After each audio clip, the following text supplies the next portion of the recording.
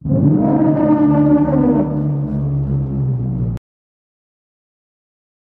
अबू जहल का क्या अंदाज रहा। वो तो रात दिन घात में रहता, कभी औबाशों को पीछे लगा देता और वो खूब सिताते भी गुंडों को इशारा कर देता, और वो अपनी बदतमीजियों का मजाहिरा करते कभी कुछ कमीनों को लेकर बैठ जाता। और जब आप नमाज पढ़ने आते या तवाफ का इरादा करते तो वो बदबख्त आपको मारना चाहते और आपके कत्ल की स्कीम बनाते।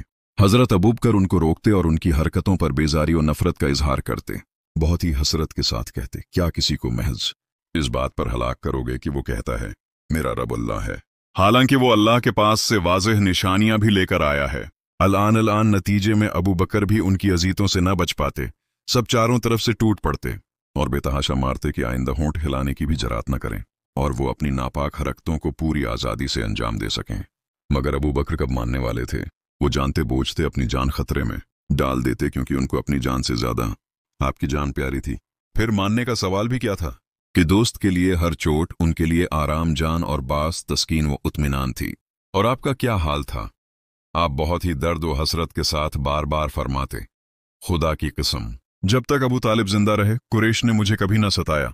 रसूल खुदा अजीतों का निशाना बने हुए हैं, जबानों के तीर आपके जगर में पेवस्त हो रहे हैं।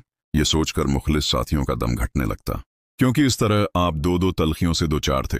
एक तो चचा अबू तालिब और प्यारी खदीजा की वफात का सदमा, और फिर कुरैश की बदसलूकी का मिलाल। लेकिन मक्का में मुसलमान तो बहुत थोड़े थे, बस गनती के चंद। ये सिलसिला अभी जारी है।